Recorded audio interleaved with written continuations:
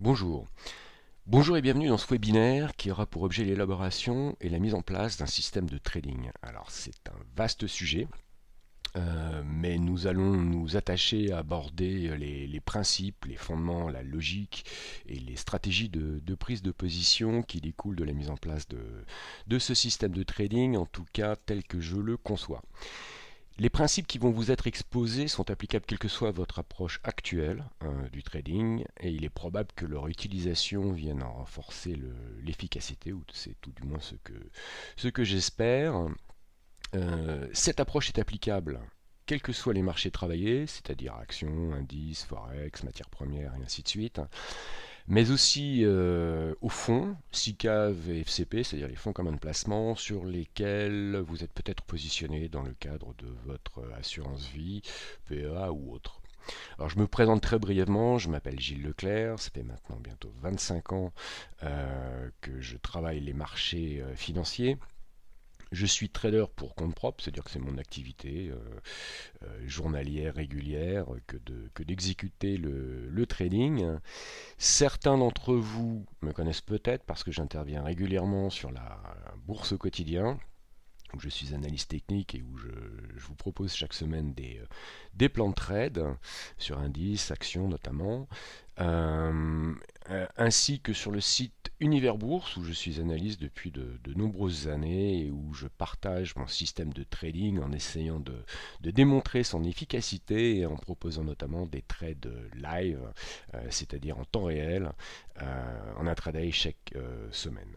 Alors, mon horizon de trading personnel s'étend du long terme pour la gestion des fonds des assurances vie, justement, au moyen terme pour la gestion d'un PEA, donc ciblé sur les actions, et jusqu'à l'intraday que je pratique 2-3 jours par semaine. Alors, au menu de ce webinaire, je vais vous proposer trois chapitres principaux qui vont être l'analyse dynamique, euh, qui sera suivi de l'identification de la nature des marchés travaillés, c'est-à-dire l'apport des phases. En deux mots, quand on prend position sur un marché, il faut connaître la typologie du marché, savoir si le marché est en tendance, si le marché est en range, enfin que faire, quoi faire dans telle ou telle phase de marché. Donc ça c'est capital. Et c'est une approche tout à fait personnelle, donc que je vais essayer de partager avec vous. Le troisième point abordera comment et où intervenir sur ces marchés à l'aide d'un principe de cadrage de l'action des prix qui est en fait de l'analyse graphique, mais une façon un petit peu personnelle de réaliser ces analyses graphiques. Alors ces trois pavés, les trois premiers pavés, donc nous allons voir aujourd'hui, forment le cadre d'un système de trading, donc une fois de plus, que vous pouvez utiliser pour compléter au besoin votre propre approche de trading. Par la suite, à l'aide d'autres webinaires, je vous proposerai, si vous le voulez, un ensemble d'outils qui ont été spécialement conçus pour répondre aux stratégies, à la mise en place, aux stratégies de trading dans le cadre de ce système. Alors il y a quelques indicateurs, c'est très simple. Un indicateur qui concerne les cycles, un autre qui concerne des impulsions de marché, c'est quelque chose de très personnel. Ce sont des indicateurs que j'ai mis en place au cours des 25 dernières années d'activité sur les marchés financiers. Un indicateur aussi de puissance relative qui sert notamment au suivi de tendance, aux stratégies de suivi de tendance, et puis on s'attachera à regarder l'importance des volumes, comment les analyser, avec quel outil, quel type d'informations ils peuvent nous donner. Et puis finalement, un webinaire sur le money management et la gestion du risque, ce qui est fondamental quand on aborde les marchés financiers. Alors, cette structure de système de trading complété par ces outils d'exécution permettent d'exécuter des stratégies de suivi de tendance, swing, cassure sur volatilité, prix, ce qu'on appelle aussi des stratégies de breakout, et aussi des stratégies de contre-tendance, donc la panoplie des stratégies applicables au marché financier. Cette méthodologie est applicable via ce qu'on appelle des screeners ou des market analyzers. Donc, qu'est-ce que sont les screeners et les market analyzers? Ce sont en fait des modules programmés qui vous permettent de repérer des configurations de trading, quels que soient vos marchés travaillés, donc d'exécuter ou de mettre en avant l'approche de configuration de trading concernant les stratégies de suivi de tendance, de swing, de cassure ou de contre-tendance, tout ça de manière automatisée et en temps réel. Alors, au niveau plus fin de ce qui va vous être proposé dans ce webinaire, donc l'analyse dynamique, l'analyse de la typologie des marchés, donc l'apport de l'analyse par phase. Ensuite, on va prendre un petit moment pour bridger les deux, c'est-à-dire utiliser de manière simultanée l'analyse dynamique et l'analyse par phase. Et donc ce chapitre, je l'ai appelé 1 plus 1 égale 5 parce que vous verrez que l'utilisation simultanée des deux principes décuple leur efficacité. Et ensuite, effectivement, donc les principes de cadrage de l'action des prix et un petit chapitre sur un concept qui m'est cher, qui est le concept de trading team. C'est-à-dire que quand on utilise un système, une approche, et qu'on la met en place, il ne s'agit pas simplement de voir un webinaire et puis de se retrouver seul derrière ces écrans. Donc ce que je vous proposerai, c'est tout un ensemble de ressources, de forums, d'entraide, d'entraînement, de blogs, de sources d'informations et ainsi de suite, qui vous permettront par la suite de pratiquer ce système s'il vous intéresse, et donc de développer votre apprentissage. Surtout si vous voulez enfin, si vous avez quelques questions que ce soit, ou si vous voulez le PDF, donc de la présentation de ce webinaire, je vous laisse une adresse mail, donc trading.team@icloud.com. Vous m'envoyez simplement un mail en me posant ou votre question ou en me demandant le PDF du webinaire, que je me ferai un plaisir de vous renvoyer immédiatement. Donc objectif de ce webinaire, comprendre les fondements du système de trading et pouvoir l'appliquer, ainsi que ses principes à votre propre approche. Alors on y va, c'est parti. Qu'est-ce que c'est que l'analyse dynamique? Alors c'est très simple. En résumé, il s'agit d'une technique de trading mettant en liaison la dynamique des cours telle qu'analysée sur des unités de temps différentes, dans le but de décomposer le mouvement des prix. Et ceci donc afin de valider les signaux et d'optimiser ses prises de position. Alors, l'analyse dynamique telle que je vous la propose, elle consiste tout simplement à repérer un signal de trading sur une unité de temps donnée, qu'on va appeler unité de temps de contrôle, ou UTC. C'est votre unité de temps de travail, votre unité de temps de trading. À partir de là, on va analyser la dynamique et les implications des phases de volatilité qu'on verra ultérieurement, à l'aide de l'unité de temps supérieure, qu'on va appeler UTS, unité de temps supérieure, et ceci afin de prendre position et de gérer le trade exclusivement sur confirmation d'un signal en provenance de l'unité de temps inférieure ou unité de temps tactique. UTT donc. Alors, au feu les pompiers, qu'est-ce qu'il est en train de me raconter? Est-ce que c'est compliqué? Non, pas du tout. Je vous propose un exemple pratique et concret. Vous allez comprendre tout de suite. En quoi ça consiste? Alors, là, on est sur le CAC. On est sur le CAC en unité de temps hebdomadaire. À un moment donné, donc vous voyez qu'on a pu déterminer un canal graphique formé d'un support et d'une résistance, canal bien identifié. À un moment, début février dernier, les cours viennent toucher ce canal. D'accord? C'est ce que j'ai zoomé, montré dans la petite fenêtre graphique que ça situe en dessous. Au moment où les prix viennent toucher ce canal, vous avez une espèce de bougie ultra baissière qui se forme en cours de semaine, donc puisqu'on est en hebdomadaire, qui ressemble à un marabouzou pour ceux qui font de l'analyse en chandelier japonais. Et donc si vous êtes un investisseur long terme et que vous utilisez une méthodologie classique, c'est-à-dire que vous ne vous intéressez pour le trading qu'à une seule UT, ce que j'appelle mono UT, qu'est-ce qu'on fait? Alors, on achète ce support les yeux fermés, hein, on en parle un petit peu dans les médias, les news, etc. Le CAC sur un support, j'achète, je leur fais confiance ou pas. On attend un signal de confirmation de votre système de trading, quel qu'il soit. Alors moi ici j'ai pris un stochastique Momentum Index, mais vous pouvez faire ça avec vos outils préférés, les RSI, je sais pas, les moyennes mobiles, enfin toute la panoplie de l'analyse technique et du trading traditionnel. On peut aussi attendre la confirmation, ou l'infirmation bien sûr, de la bougie suivante, parce que le canal peut évidemment casser, donc il peut être infirmé, pour entrer en position, ou solution numéro 4, qui est bien sûr celle que je vous propose, qui consiste à utiliser l'analyse dynamique et donc à déployer l'unité de temps inférieure que l'on appelle l'unité de temps tactique. Alors, très simple, on prend les deux graphes, je vous ai mis les deux l'un à côté de l'autre.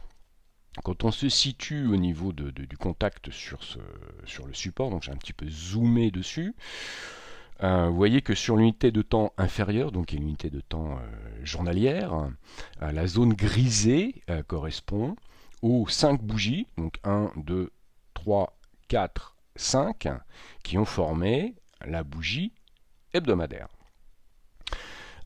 Première chose, il y a généralement un ratio de 5 entre toutes les unités de temps utilisées en analyse dynamique, et je vous expliquerai ensuite pourquoi en détail. Donc, l'unité de temps journalière permet de décomposer les mouvements et les impulsions des prix de la bougie hebdomadaire. Alors, le principe est évident, c'est que si rebond il doit y avoir sur le support présumé de l'unité de temps hebdomadaire, support qui peut d'ailleurs craquer aussi très bien, à ce moment-là, vous devez avoir obligatoirement, nécessairement, forcément, logiquement, immanquablement, je manque de superlatifs, mais obligatoirement un signal de retournement, donc un changement de tendance, un retournement des prix sur l'unité de temps journalière, puisqu'elle est 5 fois plus rapide. Elle vous permet de décomposer le mouvement, donc elle va vous donner un signal. Et si vous avez, donc dans cet exemple-là, un signal de retournement, donc là par exemple sur mon stochastique, vous voyez les petites flèches vertes, tac, ça croise à la hausse, donc, ou avec n'importe quel autre de vos outils, enfin bon, il y en a qui sont préférables à utiliser que d'autres, mais en prenant simplement un stochastique très très simple et très très commun, vous voyez que quand on arrive avec la décomposition des bougies journalières sur ce support, on a un signal de retournement, un retournement de l'impulsion qui s'ensuit, et donc une prise de position potentielle. Alors quel est l'avantage de l'analyse dynamique? Donc l'avantage compétitif, on a besoin d'avantages compétitifs pour arriver à surperformer le marché ou même simplement à ne pas perdre de l'argent. Alors dans cet exemple, et la comparaison est excessivement simple, si l'on raisonne mono-UT, et que vous utilisez par exemple vos stochastiques sur une seule unité de temps, lors du croisement du stochastique à la hausse en unité de temps hebdomadaire, vous allez intervenir où? Vous allez intervenir dans cette bougie-là, sans doute vers la fin de la bougie, ce qui donne un niveau sur le CAC à cette époque-là vers 4300 et encore. Okay. Par contre, si vous utilisez lors du contact sur le support hebdomadaire l'analyse dynamique et donc un signal sur l'unité de temps inférieure, vous allez intervenir lors de la validation de ce signal, qui est très rapide puisque l'unité de temps journalière est 5 fois plus petite que l'unité de temps hebdomadaire. Vous allez intervenir, on va dire, vers 4120. Ben ça fait une énorme différence. C'est-à-dire que la différence ici, elle est pratiquement de 4% entre un trader standard mono UT et un trader qui utilise l'analyse dynamique. Et c'est valable sur toutes les unités de temps. Vous pouvez décomposer, la mettre de la même façon, les bougies journalières, en prenant l'unité de temps inférieure qui serait le 1 heure ou le 2 heures, ou passer de l'hebdomadaire, du mensuel à l'hebdomadaire, c'est toujours le même principe. Quand on a un point d'entrée qui est un point d'entrée ciblé, pour que ce point d'entrée soit confirmé ou infirmé, eh bien, sur l'unité de temps inférieure, on doit avoir un signal. Et je vous montrerai quel type de signaux j'utilise, avec quel type d'outils, parce que les outils ont été designés, ont été mis au point spécifiquement pour répondre à ce genre de problématiques, ou tout au moins de stratégie. Et donc vous obtenez l'avantage compétitif numéro 1 qui est l'optimisation des points d'entrée et de sortie. Parce qu'en parlant de sortie, si vous jouez mono UT et que vous rentrez vers 4300, eh ben vous rentrez juste avant le premier point de retournement baissier, c'est-à-dire vous rentrez très très en retard, en prenant un très gros risque, d'ailleurs en mettant un stop, en vous obligeant à mettre un stop excessivement éloigné, donc un risque important. Vous allez rentrer vers 4300 alors que le CAC est monté jusqu'à 4400, 410 on va dire. Donc vous avez perdu une grosse partie du mouvement et ensuite il se retourne. Voilà. Pour ça que beaucoup d'investisseurs particuliers qui travaillent en mono UT se font souvent décrocher par le marché quand le marché bouge, même dans un marché en tendance comme c'est le cas ici. En tout cas, ils n'optimisent pas leur stratégie de trading. Et ça a un impact énorme en termes donc de performance de votre portefeuille et aussi en termes de gestion du risque et du money management. On va par la suite parler de façon très très précise justement de la gestion du risque, mais vous comprenez très bien que si vous rentrez vers 4120, tant que le signal est bon et que votre indicateur vous montre une hausse, si vous rentrez là, vous pouvez coller un stop très rapproché, donc un risque très limité. Alors que si vous rentrez sur la bougie hebdomadaire, que vous rentrez là, votre stop, vous allez le coller, 150 points en dessous. Donc ça, c'est beaucoup plus dangereux en cas de retournement. Donc non seulement vous allez rentrer en retard, mais vous allez rentrer avec un risque supplémentaire. Et ça, c'est le jour et la nuit en termes de trading. Deuxième exemple, pour continuer à bien comprendre comment marche l'analyse dynamique. Alors, on va se situer au niveau de la pastille grisée. Donc en 2011, enfin peu importe, c'est un exemple. On touche un gros support vert, tout le monde en parle, le CAC doit rebondir, ceci, cela, peu importe. Qu'est-ce que vous faites Donc c'est un support potentiel. Évidemment, vous faites exactement la même chose. Vous attendez un signal de l'unité de temps inférieure. Là, nous sommes en hebdomadaire, donc nous allons regarder ce qui va se passer sur l'unité de temps inférieure, donc la journalière. C'est pour ça que d'ailleurs, si vous suivez mes analyses sur Bourse au quotidien ou Univers Bourse, enfin, peu importe, vous allez toujours retrouver des plans de trade qui s'attachent à déterminer des points d'intervention potentiels et de les déterminer en avance en disant, et vous allez retrouver cette phrase en permanence, c'est comme un mantra, si la zone de SR, c'est-à-dire de support résistance, est touchée, alors prise de position si et seulement si l'unité de temps inférieure donne un signal que je décris, peu importe. Parce qu'un support peut casser. Et qu'est-ce qu'il se passe quand on se situe au niveau de ce support? Eh bien, si vous passez sur l'unité de temps inférieure, vous n'anticipez pas, vous suivez la dynamique de l'unité de temps inférieure. Donc toujours pareil, la ligne verticale rouge, qui est une bougie qui montre l'emplacement de la bougie hebdomadaire, et donc l'arrivée sur le support présumé hebdomadaire, est décomposée au niveau de l'unité de temps journalière, et que vous indique votre unité de temps journalière pile poil quand on arrive sur le support, donc qui est aussi le trait horizontal rouge, là j'ai utilisé une MACD, ce que je préfère, et je vous montrerai dans le webinaire sur les impulsions pourquoi et comment j'utilise les MACD, d'ailleurs de façon tout à fait différente de l'utilisation standard des MACD. Cette MACD, elle se retourne à la baisse. Donc, tant que votre unité de temps inférieure, ici le journalier, votre indicateur plombe à la baisse, le support n'a juste aucune chance de fonctionner.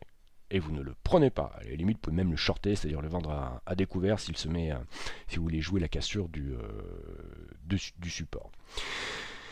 Et ça, c'est valable quelle que soit votre approche de trading. Alors moi, j'utilise principalement les niveaux de support, de résistance graphique, parce que c'est simple.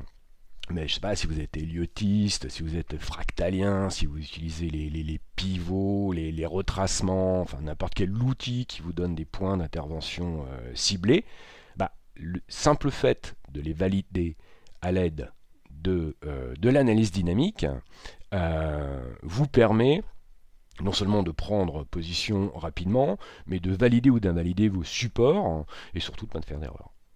Voilà, donc ça c'est l'exemple numéro 2.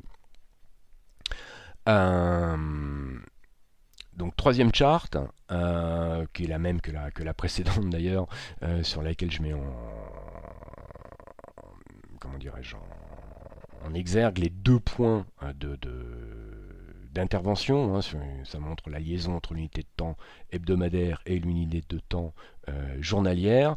Donc je répète, et ça c'est capital, ça évite un nombre d'erreurs grossières, quoi qu'on peut penser sur le marché, quoi qu'on puisse raconter sur le marché. Donc avantage compétitif numéro 2. Éviter de commettre de grosses erreurs, alors ça peut être sur les points d'achat ou de sortie de position, tant que votre unité de temps inférieur ne s'est pas retournée, ne vous a pas donné un signal, là c'est même pas la peine de penser à acheter ce support.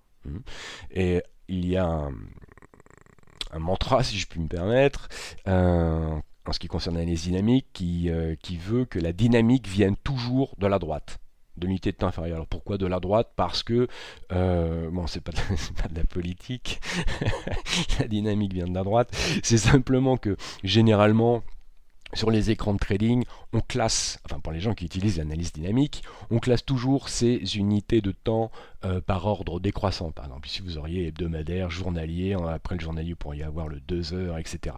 Donc la dynamique, le moment où elle se forme toujours sur la droite. Et c'est au niveau de l'unité de temps tactique ou de l'unité de temps inférieure que vous obtiendrez le signal. Voilà. J'espère avoir été clair, c'est un principe imparable. Donc conclusion temporaire, parce qu'il y a beaucoup plus de choses à dire sur l'analyse dynamique. Si elle vous procure un avantage compétitif, à mon sens inestimable, par rapport à une analyse classique mono-UT, c'est ce que j'ai essayé de vous démontrer.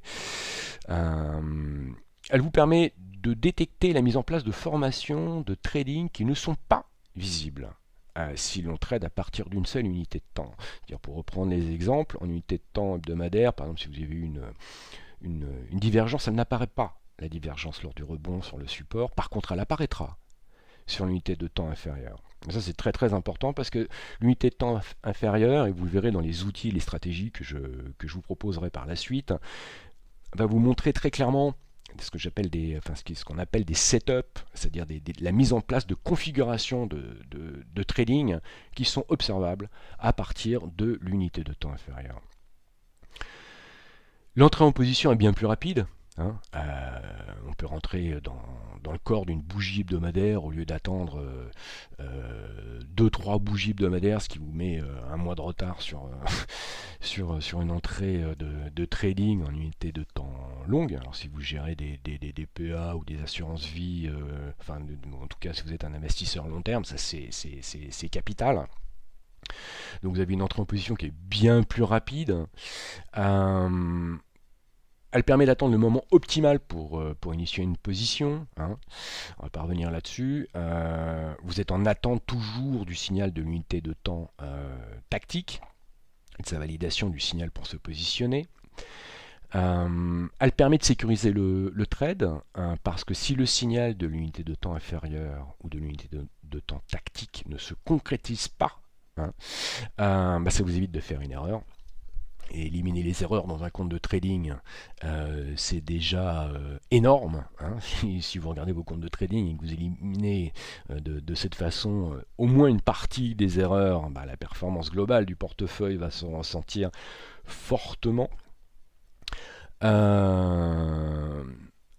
permet aussi une gestion de position qui est nettement améliorée à l'aide des stops, c'est-à-dire que ça vous permet de prendre des trades avec des stops beaucoup plus rapprochés, hein, puisque le signal se situe par exemple sur l'unité de temps journalière. Vous allez mettre votre stop en fonction, alors ce sont des stops de volatilité moi que j'utilise, hein, de volatilité, en deux mots, alors je fais une petite aparté. Si vous tradez, je sais pas, une action très calme, enfin avec des variations de prix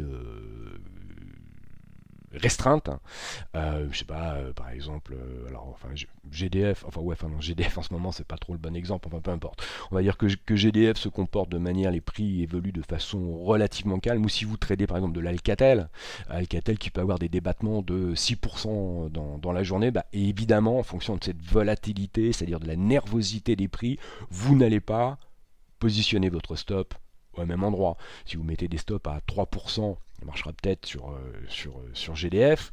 Un stop à 3% sur Alcatel, il a énormément de chances de se faire toucher, puisqu'il est dans le bruit du marché et il est dans la volatilité du marché.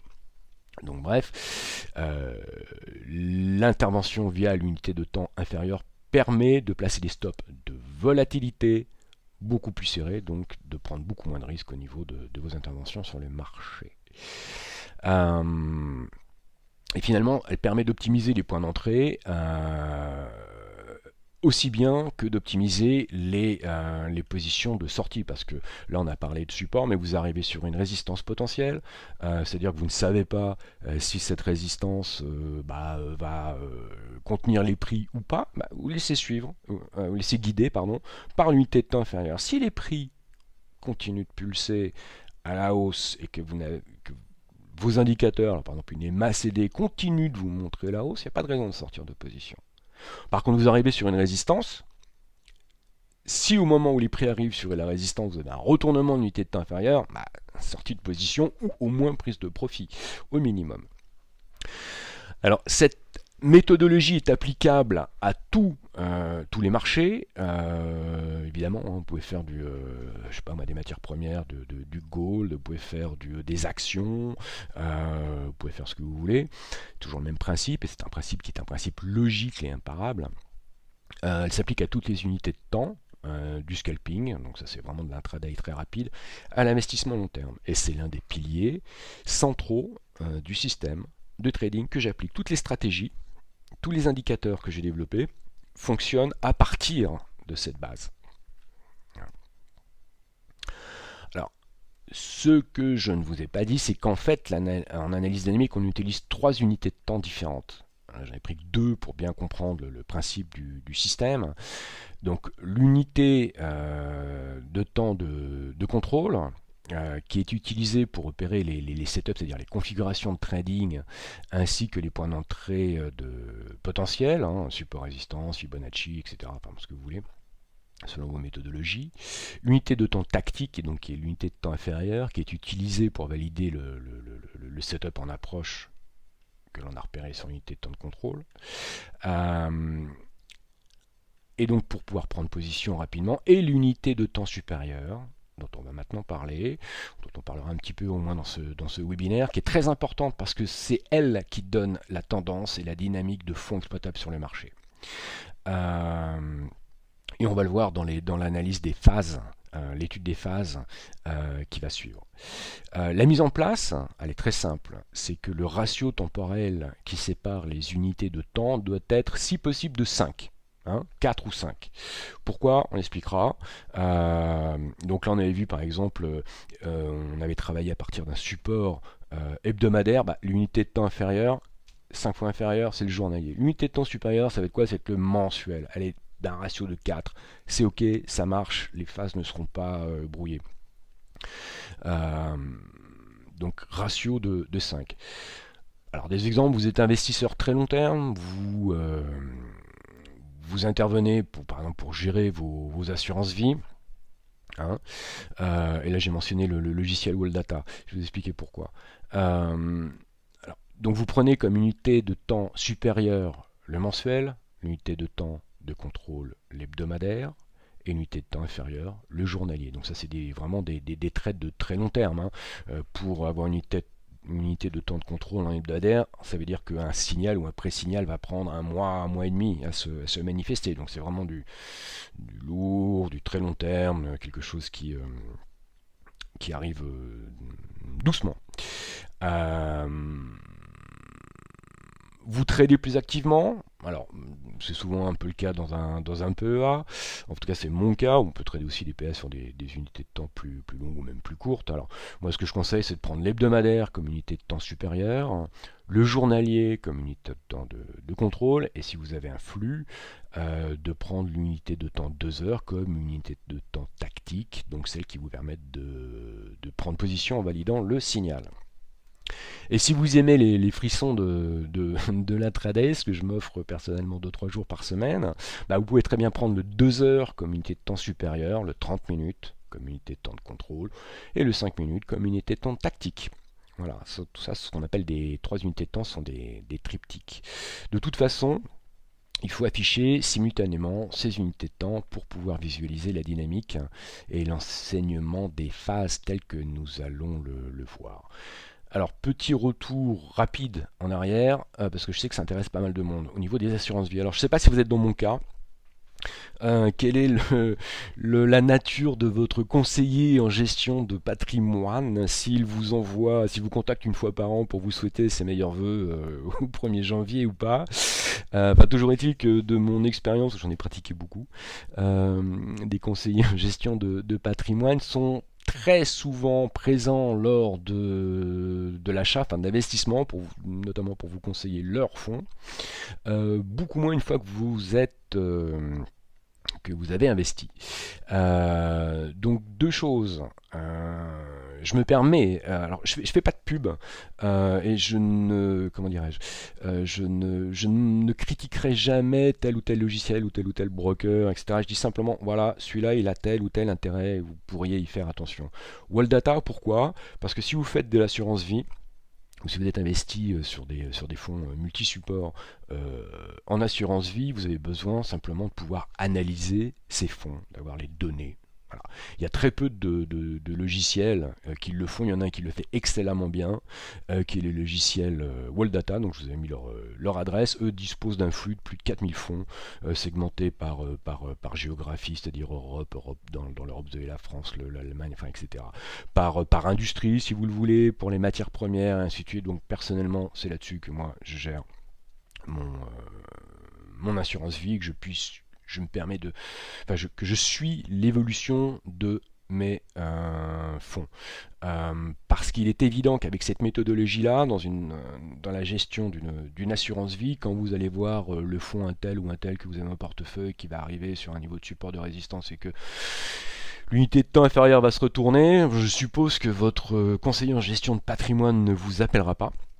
Et vous aurez au moins la visualisation et le fondement de la méthodologie pour pouvoir arbitrer vos fonds. D'ailleurs, pareil, je ne fais pas de pub, mais si vous recherchez comment dire, des conseillers en gestion de patrimoine qui s'occupent vraiment de leurs clients et qui seront prêts à vous conseiller, ou même à vous conseiller de ne pas investir, ça c'est très rare, à tel ou tel moment, ou plutôt que de vous, comme moi ça m'est arrivé récemment, qu'on me conseille d'investir sur des actions, du CAC, alors que le CAC est en train de taper ses plus hauts, tout simplement parce que le fonds avait 5 étoiles Morningstar, et ben, on ne va pas acheter le CAC alors qu'il est en train de taper une résistance majeure, enfin bon bref.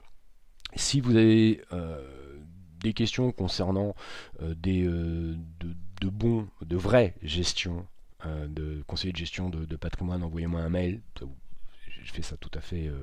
J'ai pas de parti pris, enfin, j'ai pas d'action ou de je sais pas quoi parmi ces personnes-là, mais je vous le conseillerais. Vous pourrez peut-être perdre 10 minutes avec eux pour discuter, vous verrez la différence. Voilà. Alors, dernière chose, cette analyse dynamique, c'est une conclusion temporaire parce qu'il y a beaucoup plus de choses à ajouter en ce qui concerne l'analyse dynamique. Elle doit être impérativement associée à l'analyse par phase. C'est ce qu'on va voir maintenant. Euh, je pense qu'il est important d'intégrer cette manière de penser à son approche de trading, quels que soient vos outils, hein. L'analyse dynamique, alors, si vous n'êtes pas encore forcément convaincu, John Bollinger, pour ceux qui connaissent, c'est quand même le père fondateur, c'est une référence, une deuxième référence. Alors lui, par contre, il avait écrit un bouquin qui traitait effectivement d'une partie de, de systèmes de trading et non pas simplement de tel ou tel indicateur. Donc Robert Miner en dit, par rapport à cette euh, approche de l'analyse dynamique, il appelle ça une stratégie de momentum à unité de temps multiple. Donc cette stratégie de momentum à unité de temps multiple deviendra l'application de momentum la plus utile et la plus efficace que vous puissiez ajouter à votre plan de trading. Vous avez même mis les références de la page de son bouquin. Robert Miner est une référence aux États-Unis. Ceux qui le connaissent, bon, pas besoin de le notifier. Pour les autres, c'est vraiment un des très très très bons aux US. Il ajoute aussi, c'est une stratégie puissante employée par quelques traders qui se servent d'indicateurs de momentum retardé pour filtrer la direction des trades et l'exécution des setups. Phrase qui peut sembler peut-être un petit peu ésotérique, hein, mais c'est en fait, et je vous montrerai si pour ceux qui sont intéressés, c'est exactement ce que je propose dans mes systèmes avec les outils que j'ai développés, donc système d'impulsion, indicateur de cycle, etc. Puissance relative, qui sont les bases, les socles du système de trading que j'ai développé, que j'utilise et qu'on verra dans les prochains webinaires pour les plus courageux d'entre vous qui voudront les visionner. Voilà donc en ce qui concerne l'analyse dynamique. Maintenant, nous allons nous tourner vers l'analyse des phases. En résumé, c'est simplement savoir reconnaître au premier coup d'œil, comme vous allez le voir, le type de marché dans lequel on se situe, quelle stratégie y appliquer, et surtout quelle stratégie ne pas y appliquer. Alors, les types de marchés, enfin la typologie des marchés, il y en a 5. On va les passer en revue une par une en les détaillant.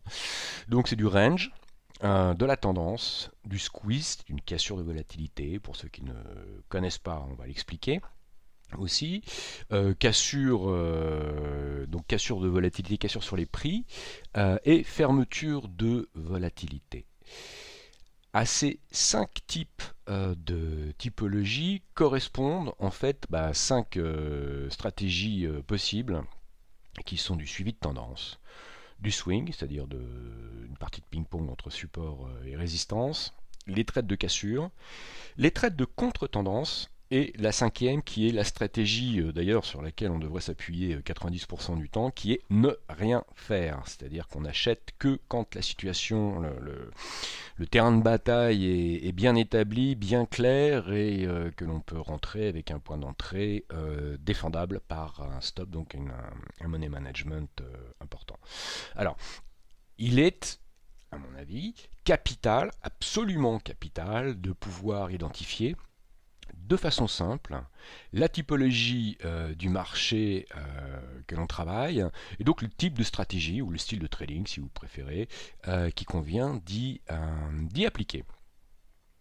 D'où l'analyse par phase que je vais vous proposer maintenant. Alors pour chaque phase et chaque stratégie, ce que je développerai au cours des webinaires suivants, c'est ce que j'appelle une checklist de vol. Donc c'est quelque chose un document tactique qui est obligatoire, donc de formation. Obligatoire à obtenir sur des indicateurs ou sur des configurations graphiques pour pouvoir exécuter chaque stratégie et contrôler donc son niveau d'entrée et donc le niveau de risque associé, la progression du mouvement, donc du trade, savoir est-ce qu'il faut sortir, pas sortir, quand, comment, et ainsi de suite. Donc l'exécution des sorties aussi. Alors, l'analyse par phase, elle repose sur des formations qui sont tout à fait particulières et spécifiques aux bandes de Bollinger. Les bandes de Bollinger sont un outil qui tient à une place tout à fait à part dans la panoplie des indicateurs techniques car elles servent à mesurer, enfin à la base, elles servent à mesurer la volatilité des prix.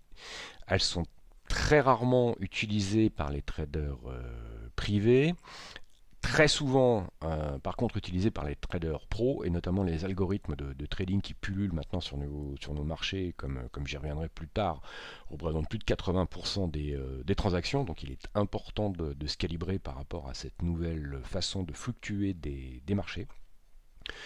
C'est un outil qui est souvent mal compris, donc mal utilisé. Alors on va y aller, je vous demande de rester avec moi, je vais passer par une toute petite explication, enfin un peu technique de ce que sont les bandes de Bollinger, parce qu'il faut bien comprendre l'outil, donc son fonctionnement, pour pouvoir l'utiliser.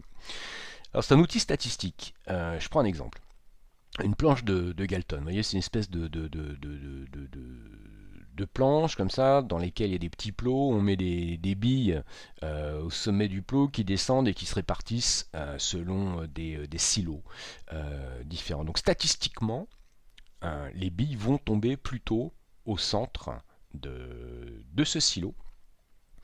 Et plus on va aller vers les extrêmes, moins il y aura de billes. Ça, pour ceux qui sont amateurs de statistiques, donc c'est la loi normale, la loi de Poisson, la loi de Gauss, courbe de Gauss, etc. Ça marche de façon très simple. Je vous prends un exemple. On va prendre par exemple la population française et la taille de la population française. Il va y avoir une moyenne dans la population française. Je ne sais pas quelle est la moyenne actuellement, les gens grandissent, peu importe. On va dire que ça va être 1m70, 1m75. Là, on est dans la moyenne de la population.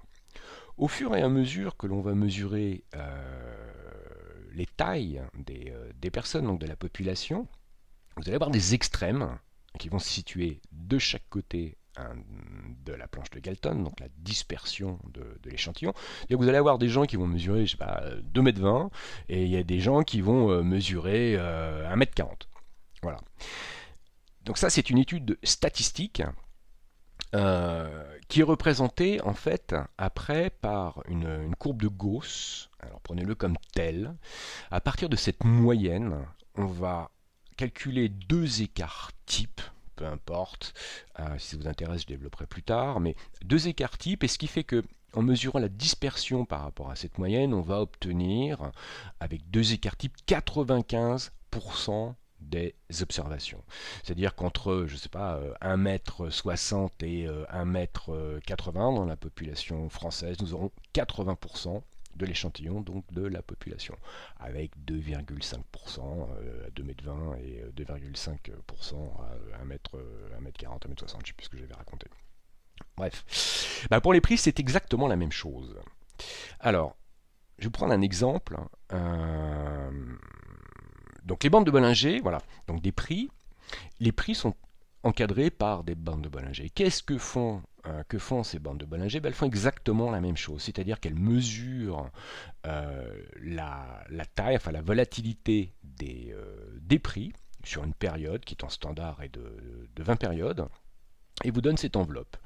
Donc avec une moyenne mobile, qui est la moyenne de notre population française, et puis des extrêmes, donc qui sont, si nous utilisons un échantillon qui suit la normale, c'est-à-dire qui est non manipulé, non biaisé, dont les observations, vous voyez les cours, se retrouvent à 95% à l'intérieur des bandes de Bollinger. Et de temps en temps, il y a une personne d'1,60 m et de temps en temps une personne de 2,20 m, pour reprendre cette analogie.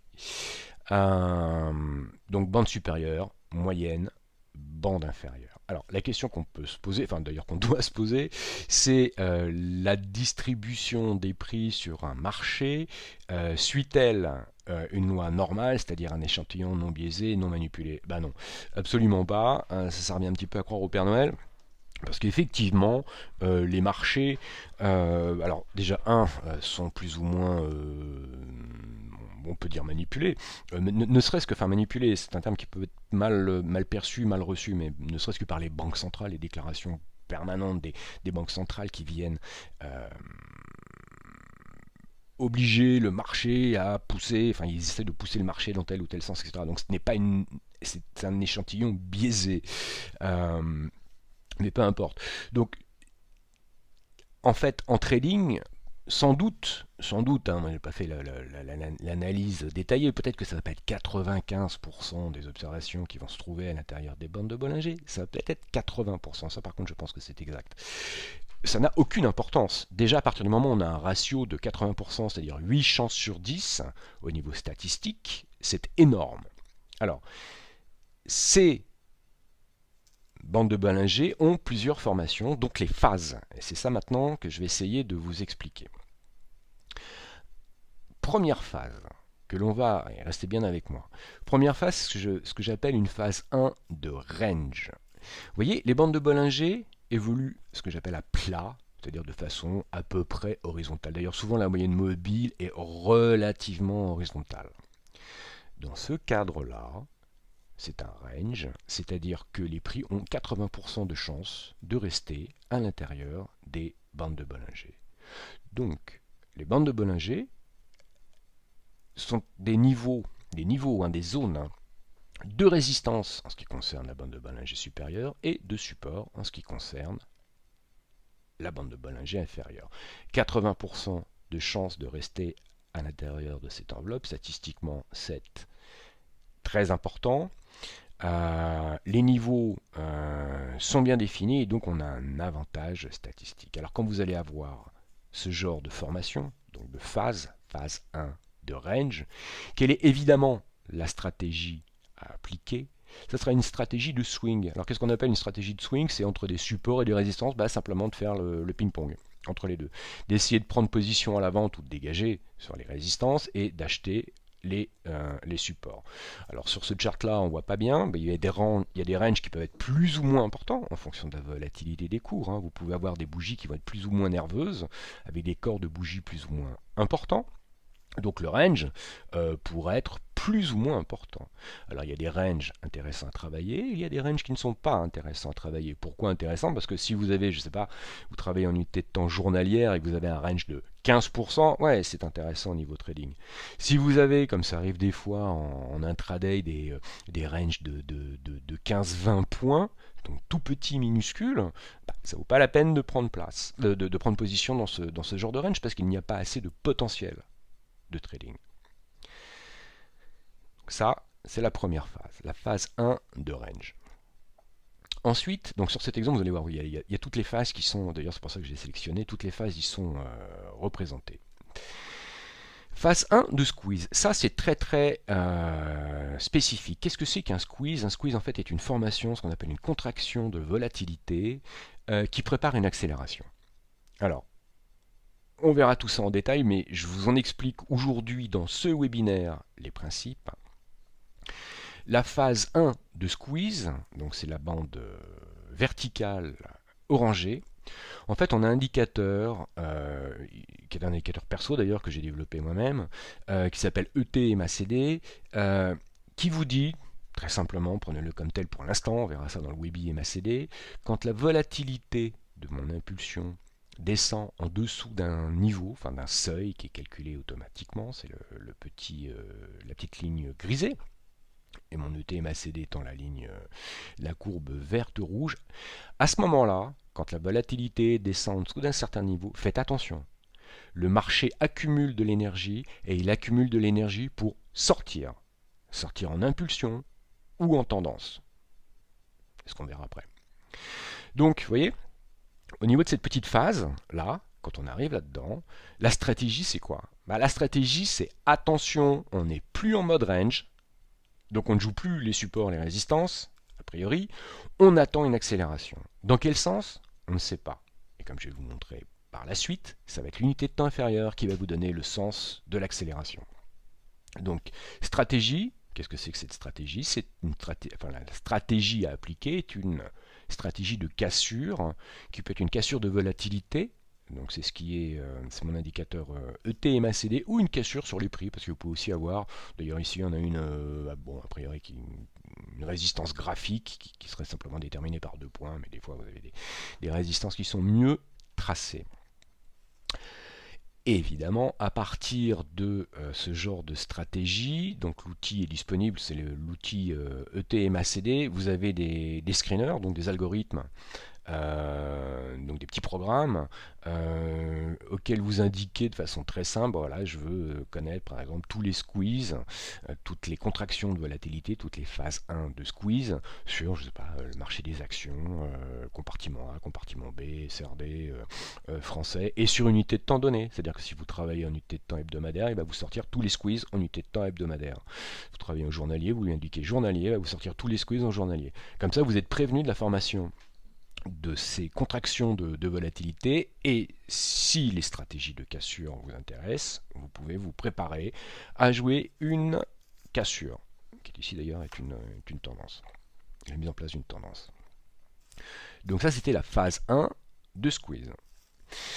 Vous voyez qu'il faut bien faire la différence, et je vous ai mis le petit graphique sur la gauche qui est en fait une cartographie des phases, entre les phases de range, stratégie de ping-pong swing, ou les phases de squeeze qui donnent lieu à une accélération.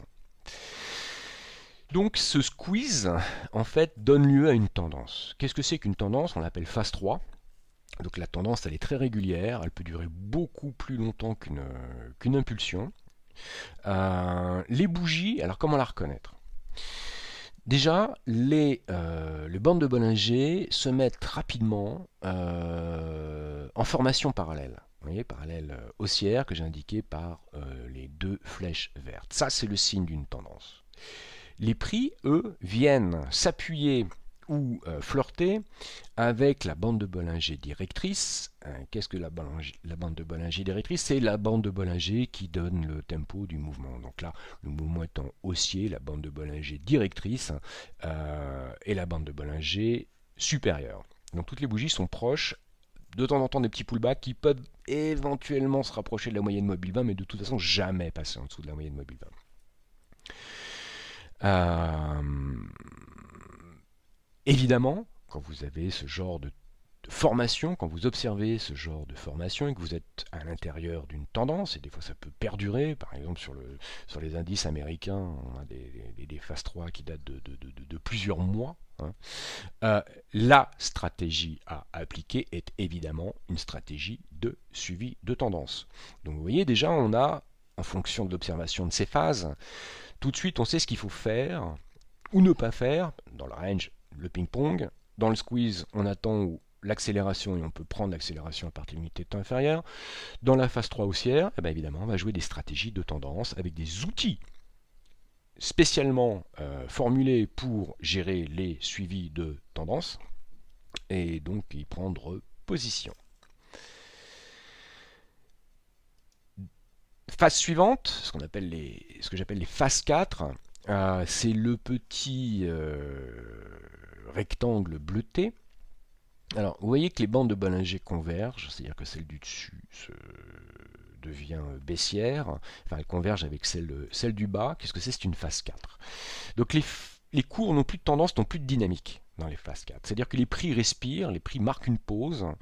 Dans ce genre de formation, alors il faut faire très attention, souvent les prix sont nerveux, souvent ils reviennent toucher la zone de la moyenne mobile 20 et souvent ça vibre un petit peu. C'est comme je sais pas, quand on fait du vélo, vous voyez, si le guidon se met à vibrer un petit peu de tous les côtés. Les prix sont très nerveux dans les phases 4, mais ils sont très nerveux à l'intérieur de cette phase 4, c'est à dire qu'il n'y a plus de tendance, il n'y a plus de dynamique. Donc qu'est-ce qu'on fait en matière de trading quand on est en phase 4? Comme il n'y a plus de tendance, qu'il n'y a plus de dynamique et que le trader, pour faire de l'argent, a besoin que les prix décalent, s'il n'y a plus de tendance, plus de dynamique, on ne fait rien. C'est-à-dire que si on est en position, et ça sera en fonction de la tendance de l'unité de temps supérieure, ou du moins de la formation de l'unité de temps supérieure, si on est en position, on peut au moins prendre une partie des profits, quitte à le reprendre après si ça part à la hausse. Et si on n'est pas en position, dans les phases 4, alors il y a des trades à faire qui sont des trades de contre-tendance, c'est-à-dire que quand on arrive vers le haut de la bande de Bollinger et qu'on est en fermeture de phase 4, effectivement il y a des contres qui peuvent être assez sympathiques à utiliser, notamment sur les unités de temps inférieures, dès que la dynamique se retourne. Généralement ça va vite, ça va pas très loin mais ça va très vite. Donc ça peut être intéressant, alors moi j'aime beaucoup. Évidemment, j'ai un indicateur dont on parlera aussi dans le webinaire sur les systèmes d'impulsion qui vous donne 8 fois sur 10 et 3 bougies à l'avance le passage en phase 4. Basé sur le TMACD aussi. Donc ça vous indique si vous êtes en tendance que cette tendance risque de passer en phase 4, donc plus de dynamique. Plus de tendance, donc hop, sortie de position, recherche de points de sortie. Dernière phase, c'est une phase 2, ce qu'on appelle la cassure de volatilité. Alors ça c'est très différent, c'est une impulsion. Il ne faut pas confondre impulsion et tendance. C'est-à-dire que quand on sort en impulsion, une sortie de squeeze, ce qui est la pastille rouge ici, d'ailleurs je crois que c'est du total en hebdomadaire sur ce graphe, peu importe. Une impulsion, c'est très différent d'une tendance. Une tendance, elle peut durer très longtemps, ça peut durer 60 bougies. Il n'y a pas de règle absolue, mais ça peut durer longtemps. Une impulsion, elle, c'est tout à fait différent. Une impulsion, elle dure entre 4 et 7 bougies. Ça, c'est statistique. C'est-à-dire que les prix sortent fort, ils sortent beaucoup plus fort généralement que sur une tendance qui, elle, est régulière. Eux, ils vont être moins réguliers, mais la sortie de squeeze va donner lieu à vraiment une éjection des prix. C'est pour ça qu'on appelle ça une cassure de volatilité. L'accélération est au maximum. Les bandes de Bollinger, alors là, divergent, et ça dure entre 4 et 7 bougies. Alors, quelle est la stratégie? C'est une stratégie donc de cassure de volatilité cette fois-ci. Par contre, il faut faire très très attention. Et il est hors de question de se laisser griser par le marché. On ne confond pas impulsion et tendance. D'ailleurs, quand les cours partent comme ça en impulsion, si on n'est pas conscient que c'est une impulsion, on se dit ouais super, occasion, machin, etc. Je rentre à l'achat, on peut faire ce genre d'erreur. C'est une erreur, parce qu'au bout de la 4e ou de la 7e bougie, statistiquement, vous avez 8 chances sur 10 que l'impulsion se retourne et qu'il y a un pullback. Donc si vous rentrez au bout de la 3e ou 4e bougie, vous êtes mort. Ce sont des configurations qui sont très intéressantes à travailler, mais en connaissance de cause. Donc toujours ces phases de marché qui vous permettent de savoir dans quel type de marché vous vous situez. Quelle stratégie appliquer, pourquoi, comment, avec un repérage visuel simple. D'ailleurs, avant de partir en impulsion, c'est-à-dire en phase 2, en cassure de volatilité, vous remarquerez que l'indicateur ETMACD est repassé en dessous de ces niveaux de volatilité historique et vous a prévenu. Attention, ici c'est un squeeze, donc attendons-nous à une accélération des cours. Donc quand vous arrivez entre la 4e et la 7e bougie, il s'agit de compter les bougies, surveillez votre unité de temps inférieure qui elle sera certainement en tendance. C'est-à-dire que si là on est en hebdomadaire, le journalier dans la construction des bougies hebdomadaires sera très certainement en tendance. Okay, donc comptez les bougies de sortie de squeeze entre la 4e et la 7e, dès que votre unité de temps inférieure, donc ça serait le journalier, donne le moindre signe de faiblesse, c'est éjection, clôture du trade. Parce que pullback à venir. Ça évite pas mal d'erreurs. Ok, il y a une dernière phase dont j'aimerais vous parler,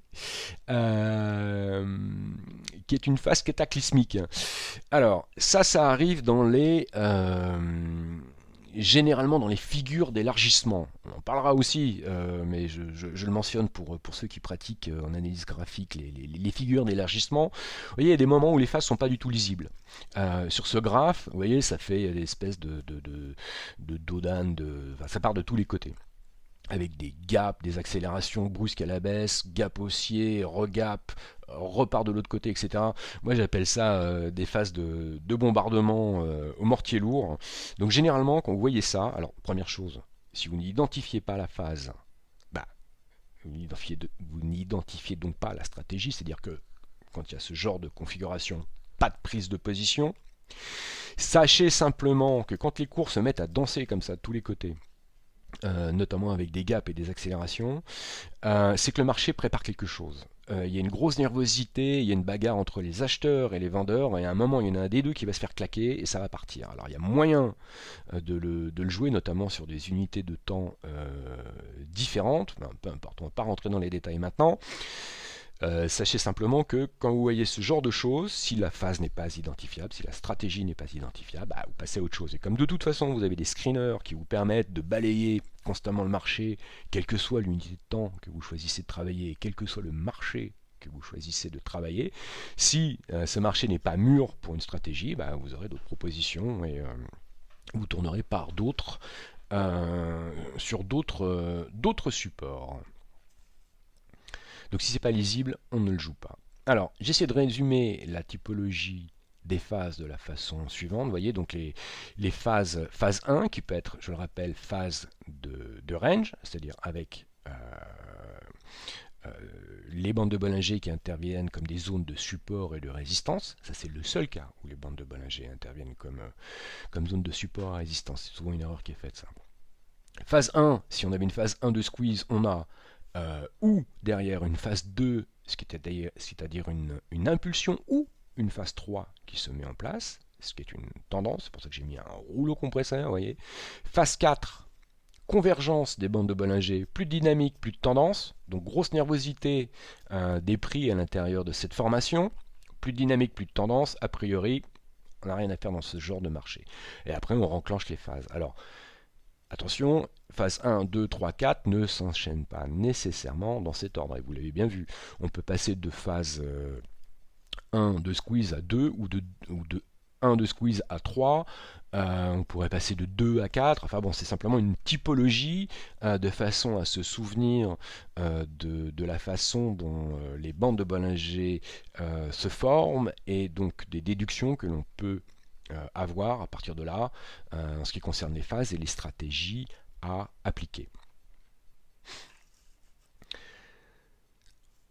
J'ai essayé de vous résumer tout ça par les conclusions, enfin par les quelques enseignements capitaux révélés par les phases. Donc j'ai fait ça un petit peu à la sauce du Bouddha.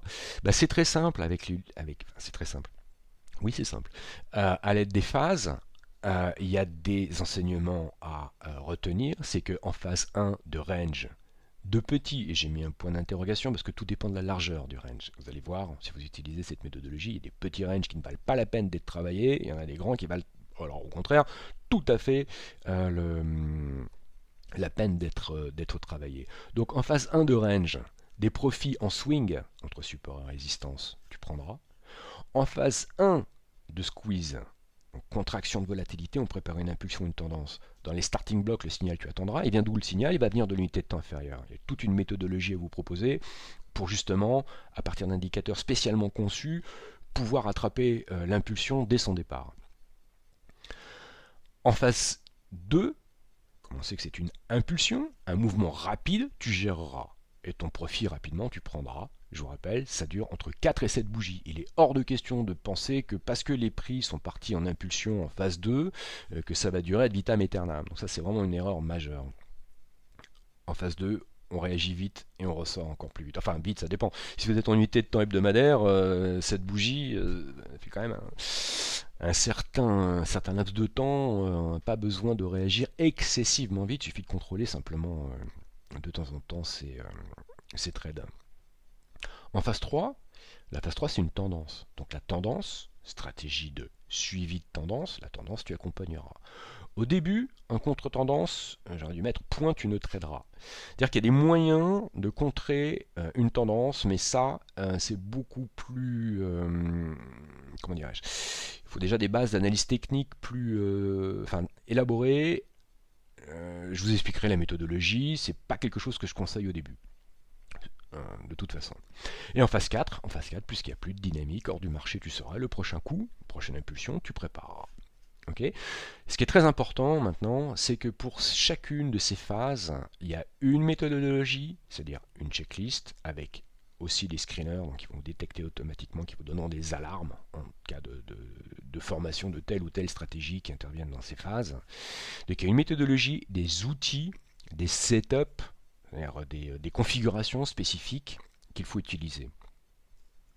Et une chose qui est souvent, enfin, ou du moins rarement décrite dans les bouquins de trading, etc., c'est qu'en harmonie avec ton profil psychologique au début, tu traderas. C'est-à-dire que chacun d'entre nous, nous avons tous une personnalité. Et d'ailleurs, je vous ferai un petit test psychologique très rapide dans un prochain webinaire avec deux trois questions. Ça permet de déterminer quel est votre profil psychologique. Des gens, des personnes, sont beaucoup plus à l'aise dans les traits de suivi de tendance. D'autres aiment bien les mouvements, etc. Adorent les squeezes, les sorties de squeeze, les cassures de volatilité. Donc il y a une typologie de la psychologie, de nos psychologies. Et ce qui est très important pour pouvoir trader sereinement et trader de manière efficace, c'est que si vous optez pour des stratégies qui correspondent à votre psychologie, automatiquement, vous allez être beaucoup plus à l'aise, vous les traderez beaucoup mieux, avec un niveau de confort bien supérieur, et vous serez beaucoup plus efficace. Okay, le but du jeu étant, en fait, in fine, avec la pratique, de pouvoir maîtriser toutes les stratégies de trading et de les exécuter selon des checklists excessivement calibrées. Et ça peut prendre un petit peu de temps, mais moi ce que je conseille toujours aux gens, c'est au début de cibler les stratégies avec laquelle ou lesquelles, hein, parce qu'il peut y en avoir plusieurs, ils se sentent le plus à l'aise. Et quand on travaille les marchés, et même si vous prenez un marché d'actions comme le CAC, vous allez toujours avoir une diversité de formations qui vous permettent d'intervenir. Et vous allez avoir des actions en range, vous allez avoir des actions en squeeze, vous allez avoir des actions en phase 4, de tous les côtés. Donc bien outillé avec de bons screeners, vous allez toujours avoir des opportunités qui collent à votre personnalité et que vous allez pouvoir exécuter selon la façon avec laquelle vous le sentez le plus à l'aise. Voilà, alors là j'en ai terminé pour les phases et nous allons passer au chapitre suivant. Donc nous avons vu l'analyse dynamique et l'analyse par phase. Maintenant, ce que je vous propose, c'est de combiner les deux. Vous allez voir que l'on obtient un outil beaucoup plus puissant que de prendre séparément l'analyse dynamique et l'analyse des phases. Alors, toujours un exemple très concret. Soit donc les segments rouges qui représenteraient une phase 3 baissière en unité de temps journalière. Sur cet exemple, j'achète au niveau de la pastille verte. Est-ce que c'est raisonnable? Alors je vous laisse une seconde pour y réfléchir et en décider. La tendance est ton ami, etc. D'accord. Donc, c'est pas la peine de vous cacher derrière vos écrans. Je sais ce que vous dites. Vous dites ce garçon est fou. Sans doute. Toujours est-il que maintenant je rajoute en analyse dynamique mon unité de temps hebdomadaire, qui est donc signifiée par les zones bleutées. Cette unité de temps journalière est en range de phase 1. D'accord? Qu'on fait les prix en journalier, ben simplement ils sont venus sur un support qui est le support hebdomadaire, support de volatilité, ça peut aussi être un support graphique, sont venus prendre appui sur ce support. Et j'achète en fait un support hebdomadaire. Donc là, déjà, c'est beaucoup moins idiot qu'il n'y paraît de prime abord. Et c'est le renseignement que nous donne l'analyse dynamique associée à l'analyse des phases. Et vous comprenez où je veux en venir. Parce que l'analyse dynamique comprend 3 unités de temps. Jusqu'ici, nous n'en avions utilisé que 2. Je rajoute donc l'unité de temps inférieure, qui serait, par exemple, le 2 heures. Qu'est-ce qui se passe sur le 2 heures? Donc notre unité de temps tactique, c'est celle qui sert à analyser la dynamique fine et qui donne le signal de prise de position. L'unité de temps 2 heures donne un signal de retournement par indicateur technique, ou peut-être même développe une phase 3, peu importe. Et elle le donne, donc mon 2 heures le donne sur un support hebdomadaire, et je vous rappelle que plus les supports proviennent d'unités de temps lourdes, c'est-à-dire longues, plus ils sont solide en fait, hein. Alors pour prendre une caricature, si vous avez je sais pas, un support sur une unité de temps 10 secondes, il peut se faire volatiliser très facilement. Sur un support hebdomadaire, évidemment le support peut casser, mais c'est quand même beaucoup plus solide. Donc je prends appui sur un support hebdomadaire, alors que mon unité de temps 2 heures vient de me donner un signal haussier, tout en sachant que comme c'est du range de phase 1, mes cours, les prix, ont 80% de chances de rester à l'intérieur du range. Et j'ai déjà eu mon signal, comme je le rappelle, sur l'unité de temps 2 heures. Alors, à ce niveau-là, quel est l'avantage de ce genre de stratégie? C'est qu'à partir du moment où vous avez un signal confirmé par votre unité de temps tactique sur un support bien identifié et que vous savez que ça repart pour l'instant à la hausse, ça vous permet de placer un stop extrêmement rapproché. Si vous n'aviez utilisé que l'analyse mono UT, donc en utilisant des stops de volatilité, en unité de temps journalière, il est certain que votre stop aurait été beaucoup plus éloigné qu'un stop que vous pouvez placer en unité de temps 2 heures. Donc un risque en mono UT qui serait beaucoup plus important. Et ici, je valide ce support lors du retournement à la hausse de mon unité de temps tactique, le 2 heures. Premier impact, la gestion du risque. Vous avez des stops excessivement serrés. Qu'est-ce que vous risquez? Vous risquez de perdre cette petite partie-là, mais avec un peu de chance de regagner une partie ou même l'intégralité du range. Et ça, c'est le ratio risque-bénéfice. Il est très nettement en votre faveur. C'est-à-dire qu'on ne peut jamais savoir où vont aller les prix, on ne peut jamais savoir quelle va être la prochaine, genre si vous travaillez les actions, la teneur de la prochaine publication, au prochain profit warning qui peut vous tomber sur le nez à tout moment. On ne peut jamais savoir quelle va être la prochaine déclaration des banques centrales visant à injecter une dose de liquidité ou d'autres entourloupes sur le marché. Donc tout ce que vous savez, c'est que vous êtes sur un support hebdo, que là pour l'instant ça donne un signal de retournement, et accessoirement, tant que votre unité de temps inférieure, le 2 heures, est à la hausse, vous ne risquez rien. C'est-à-dire que par exemple, si vous prenez une MACD et que la MACD est haussière, tant qu'elle est haussière, ça veut dire que les prix se développent à la hausse.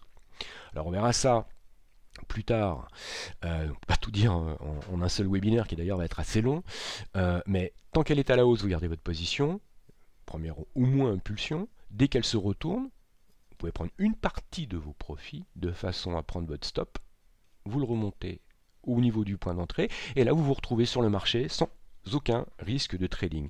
Le tout en étant parti avec un très faible risque et un potentiel qui bien sûr est nettement supérieur, sinon on ne prenait pas le trade. Ça, statistiquement, même alors, dans le pire des cas, on va dire, tiens, vous avez un trade sur deux qui ne marche pas. C'est pas le cas.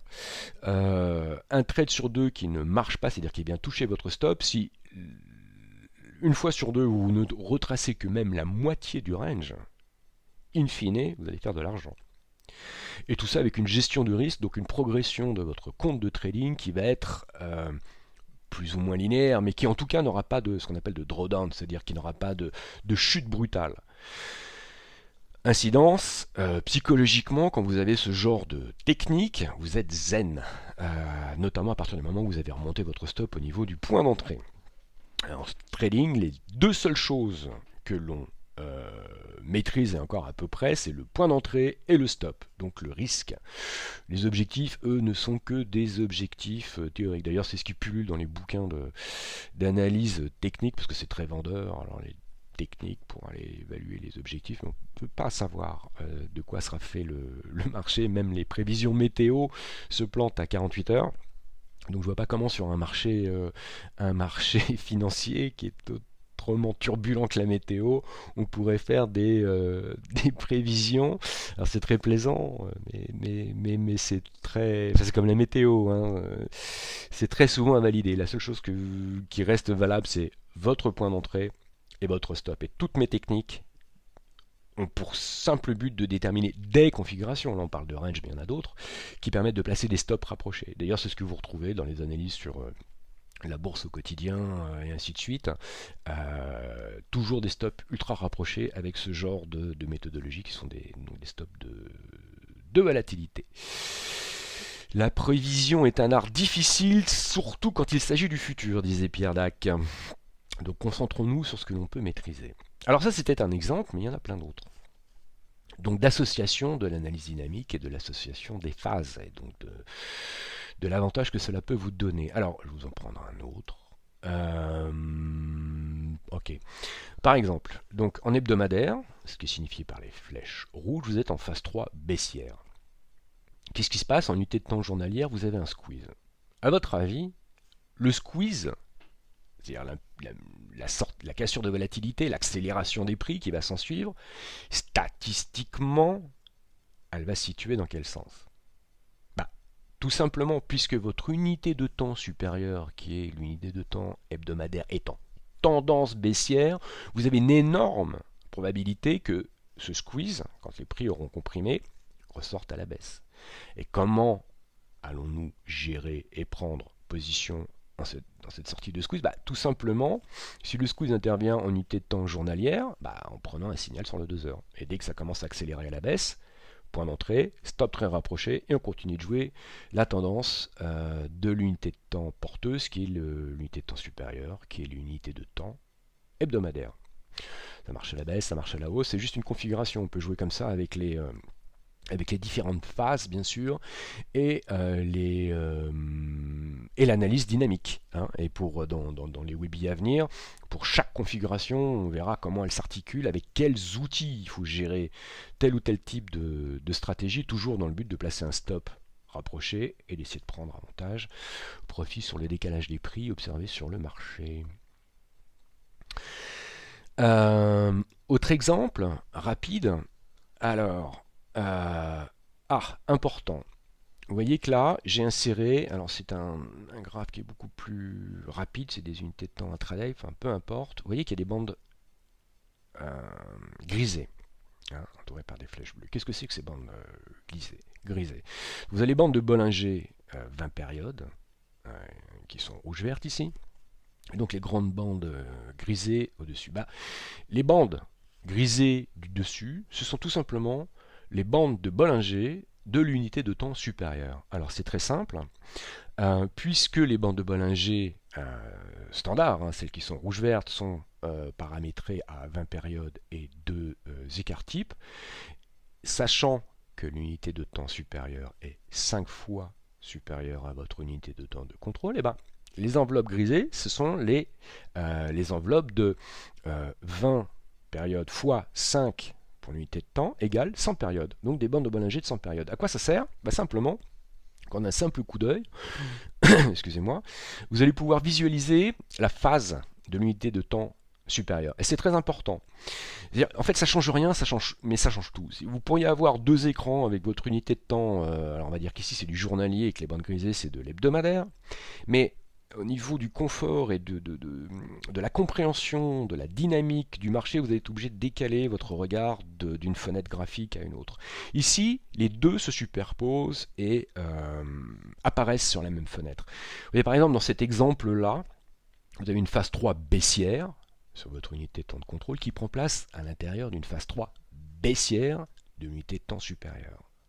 Donc ça, c'est rouleau compresseur à la baisse. Ça, je ne vous conseille vraiment pas, sauf stratégie très très très spécifique et extrêmement sévère au niveau de la prise de position dans des conditions ultra filtrées.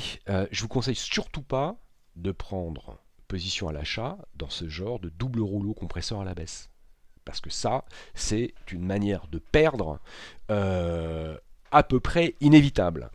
Quoi que l'on entende sur le marché, alors je sais pas, sur cette action, truc machin, une bonne nouvelle, une mauvaise, peu importe, tant que les prix sont double, phase 3 baissière, c'est le rouleau compresseur baissier, on ne prend pas position. Donc là, vous le visualisez tout de suite. D'ailleurs, voilà. Par la suite, vous voyez que l'unité de temps supérieure, donc les bandes de Bollinger 100 passent en phase 4. Il y a une nervosité des cours, comme je vous le disais, ça peut swinguer pas mal, mais qu'après on passe en range. Et dans le range, on va taper. Donc le range, vous voyez, les bandes de Bollinger grisées sont à plat. On va taper. Poum, poum, poum, poum. Voilà. Ce sont les zones de support et de résistance. Si on doit prendre un achat ça sera quelque part par là. Si on doit alléger ses positions, ça doit être quelque part par là. Au milieu, vous avez une phase 3 haussière. Donc, si vous avez des signaux d'entrée sur votre unité de temps inférieure, bah, il faudra appliquer des stratégies de suivi de tendance. Euh, voilà, bon, donc j'espère que j'ai été clair sur ce point-là. C'est un exemple concret. Autre exemple, qui est un exemple d'un trade live. Alors on va y venir, je vous l'expliquerai à la fin, mais il y a des forums dans lesquels tout le monde est accepté, et l'entrée est tout à fait libre et gratuite bien sûr, hein. Il y a un forum sur Univers Bourse, un site sur lequel j'interviens très très régulièrement, et il y a une file, donc un forum qui s'appelle S'entraîner avec les outils de John Lee, parce que c'est mon surnom, mon alias sur Univers Bourse. Alors vous voyez que c'est un forum qui est très actif. Là, il y avait, en ce moment, on est à 12 500 réponses. Donc c'est-à-dire que les gens viennent, propose des trades, des plans de trade. C'est très utile parce que ça donne des idées, ça permet de s'entraîner, ça permet de corriger ses défauts, etc. Donc on en parlera un petit peu plus à la fin. Je vous ai donné en tout cas l'adresse, le lien pour accéder à cette file sur Univers Bourse. Donc là c'est simplement pour vous montrer ce que ça peut donner au niveau d'une configuration qui est une configuration de sortie de squeeze.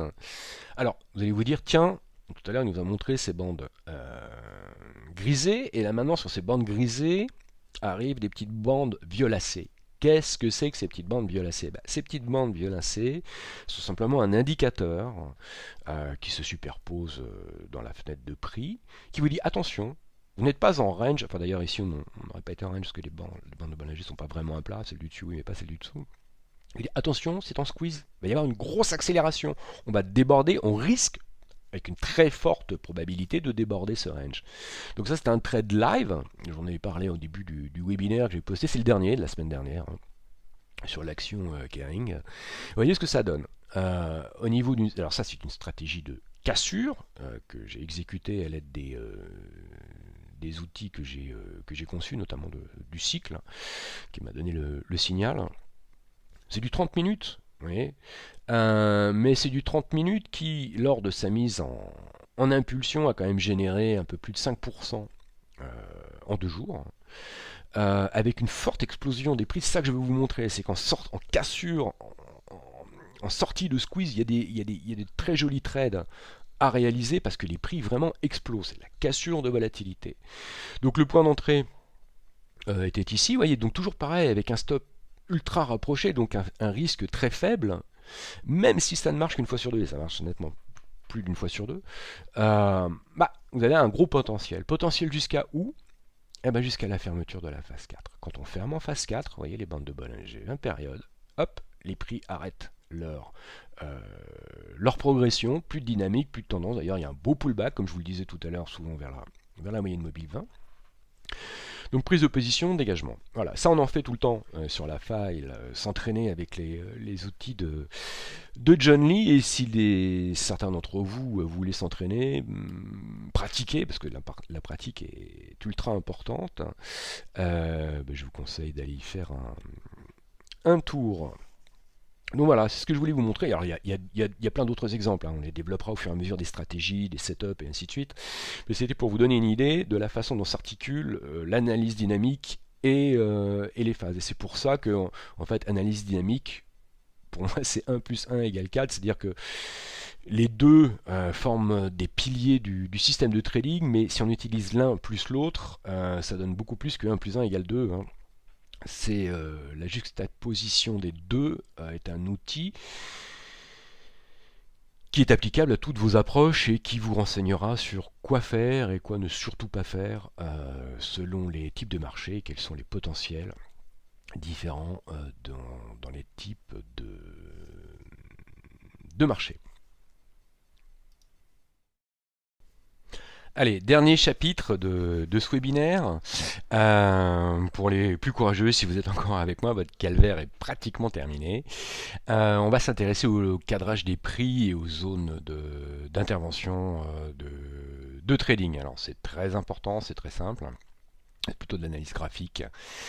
Alors au début, à la naissance du monde, étaient les prix. Alors j'ai pris le Nikkei 225, vous voyez une courbe de prix. Quand vous voyez ça, Où intervenir, comment intervenir, c'est pas forcément évident. Alors, je vous propose un cadrage, hein. Le cadrage suivant. Vous voyez qu'il y a des canaux, et que ces canaux ont tous exactement le même angle, hein, et que leur amplitude, donc les flèches orange, ont toutes exactement la même dimension, la même hauteur. Ce qu'on s'aperçoit quand on regarde quand on étudie l'évolution des prix, notamment à partir de 2008, à partir de l'arrivée en masse des algorithmes sur les marchés, on s'aperçoit que ce genre de cadrage est tout à fait stupéfiant, parce que les prix répondent et réagissent sur ces canaux qui sont tracés comme de l'horlogerie suisse. Vous voyez, impact, impact, impact, impact, impact. Ici, clac, clac, il a fait, hop, il est passé. Impact, impact. Et ça, donc, ce genre de cadrage graphique permet de déterminer des zones d'intervention potentielles, hein, toujours potentielles, parce qu'après on va s'aider de nos outils d'analyse technique et aussi de l'analyse dynamique pour voir si on valide le trade ou pas. Et ça marche sur beaucoup d'unités de temps. Alors là, on en est hebdo. Je vous ai pris le Nikkei aussi en journalier. Pareil, comme ça, on voit pas forcément grand-chose. Comme ça, on voit quand même, je pense, beaucoup mieux. Et vous voyez que donc là, les canaux, il y a des canaux obliques et il y a aussi surtout les rectangles qui sont des zones de support et de résistance horizontaux. Alors, il faut toujours privilégier les zones de support et de résistance horizontaux. Alors il y a plusieurs raisons pour ça, mais enfin l'une d'entre elles c'est que sur les canaux obliques, c'est assez facile de se tromper. Bon, là assez précis, mais c'est assez facile de se tromper d'un ou deux degrés et de mal évaluer le niveau. Euh, on peut toujours poser des alarmes, hein. Moi, dans le système que je vous proposerai, on pose des alarmes, c'est-à-dire que quand les cours arrivent à proximité de ces zones, il y a une alarme automatique qui vous prévient et qui vous dit attention, là il y a peut-être un point d'entrée ou un point d'allègement pour vos trades. Toujours est-il que les canaux horizontaux sont beaucoup plus pertinents. Et vous avez la même chose dans les canaux, les ranges, les supports et les résistances graphiques. Vous avez toujours la même chose, c'est l'amplitude qui est ici par exemple, qui sont les flèches bleues. Et dans les canaux obliques, ici vous avez exactement la même chose, hein. Les flèches oranges qui ont exactement la même amplitude. Vous voyez, ça tapait, tapait, tapait, tapait. Ici d'ailleurs j'avais proposé un trade de vente du Nikkei. Pour la petite histoire, c'était sur le billet du trader la veille de l'annonce par la Banque du Japon d'un programme de quantitative easing. Et donc effectivement, les cours ne se sont même pas arrêtés. Ils ont transpercé tout ça à la hausse. Ils sont partis dans une impulsion formidable. Et c'est pour ça qu'il faut toujours faire excessivement attention au signal donné par votre unité de temps inférieure. Parce que là, je peux vous dire que l'unité de temps inférieure n'a pas donné de signal de retournement, donc le trade n'a pas été validé. Alors, ces zones-là sont super importantes parce que c'est là qu'on doit concentrer nos efforts et c'est là qu'il faut essayer de travailler les prix. Alors, toujours pareil, à partir d'un article de la semaine dernière, hein, qui était paru dans la bourse au quotidien, donc je vous ai mis l'adresse sur le site, vous pouvez la consulter. Voilà, c'est un secteur, donc c'était les services aux consommateurs.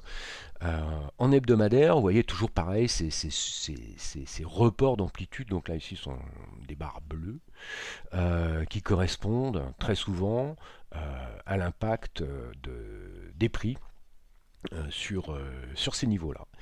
Alors ici, j'ai utilisé un stochastique Momentum Index, c'est un indicateur très très courant, c'est pas nécessairement ce que j'utilise dans ma méthodologie de trading. Des choses qui marchent mieux que ça, je pense. Mais là où ça devient très important, c'est que vous observez, par exemple, cet indicateur stochastique, il est bourré de signaux. Ça monte, ça baisse, il y a des croisements, des non-croisements, etc. Il suffit il est très important de sélectionner à l'aide des principes de cadrage de l'action des prix, les zones d'intervention. C'est-à-dire pour ne pas rentrer n'importe où, n'importe comment. Vous allez avoir des signaux partout, quels que soient vos indicateurs. Il faut les privilégier uniquement quand ils arrivent. Alors ici, c'est le stochastique qui rentre en divergence. Hein, c'est les petites pastilles qu'il y a sur le graphe. Et ben, si vous avez un signal de ce type-là, ça c'est un point d'intervention, ça c'est un point d'intervention, ça c'est un super point d'intervention, et ça aussi c'est un super point d'intervention. Vous voyez, et il est hors de question d'intervenir au milieu d'une amplitude ou d'un range comme ça, parce que qu'est-ce qui se passe, c'est que si vous le prenez alors que les cours sont déjà partis, bah, votre potentiel est bien moindre. Déjà, première chose. Deuxième chose, sans doute faudra-t-il mettre un stop plus éloigné, donc vous avez un ratio risque-rendement qui va être beaucoup moins attractif.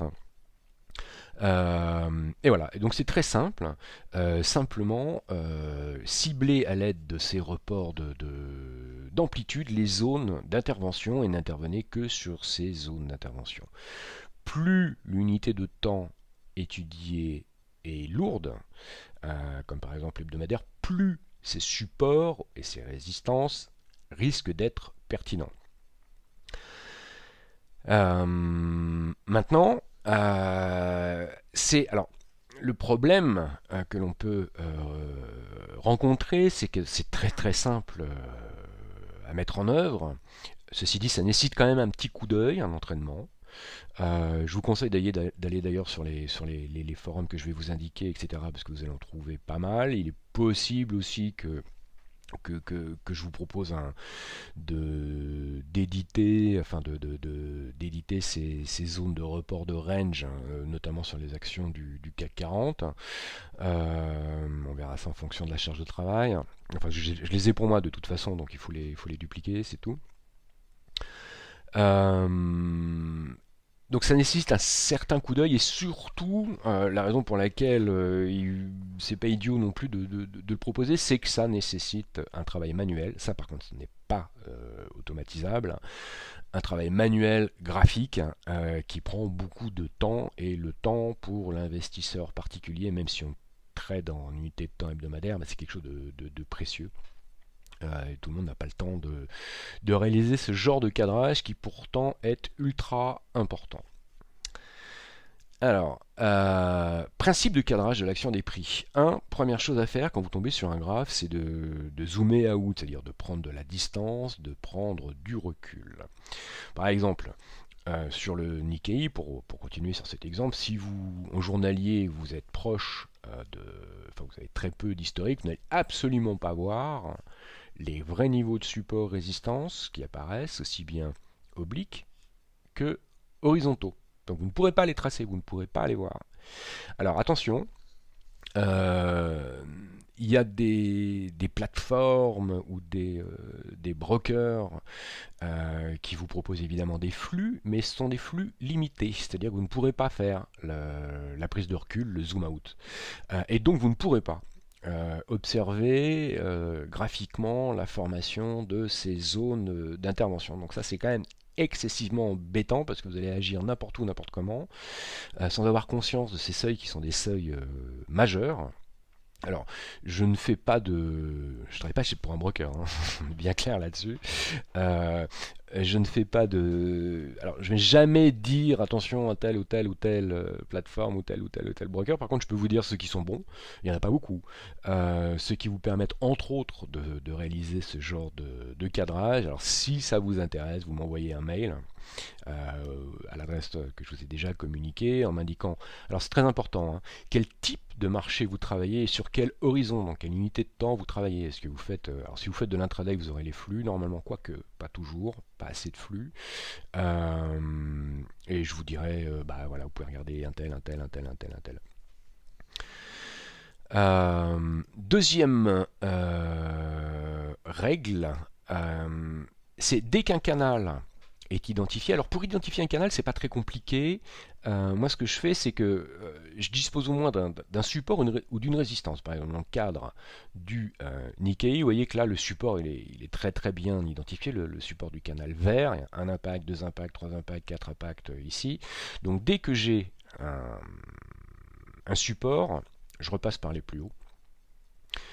Et je trace un canal qui, quand je n'en suis pas certain qu'il est hypothétique, en pointillé. Je le fais immédiatement. Et dès que ce canal est cassé, peu importe, hein, par exemple ici il est cassé à la hausse, vous n'avez aucune idée de là où vont aller les cours, je prends cette amplitude, la duplique, et je trace un nouveau segment. Et là, vous voyez que dans le cadre du Nikkei, mais c'est pas du tout quelque chose de particulier. Je veux dire, ça arrive tout le temps, hein, sur les prix. Vous faites ça sur le Dow Jones ou le Nasdaq ou les indices américains, le CAC, l'Eurostoxx, vous en avoir partout. Tous ces indices maintenant sont algorithmés et réagissent en fonction de ce genre d'amplitude. Donc là, au niveau de la cassure, on n'avait aucune idée. Moi, je trace ma flèche et quand on arrive là-haut, je fais attention. D'ailleurs, c'est un trade que je vous avais proposé. C'était short ici, c'était sur la bourse au quotidien, rachat ici et reshort là-bas. Voilà, et pourquoi? Parce que c'est simplement en fonction d'un signal sur une zone clairement identifiée.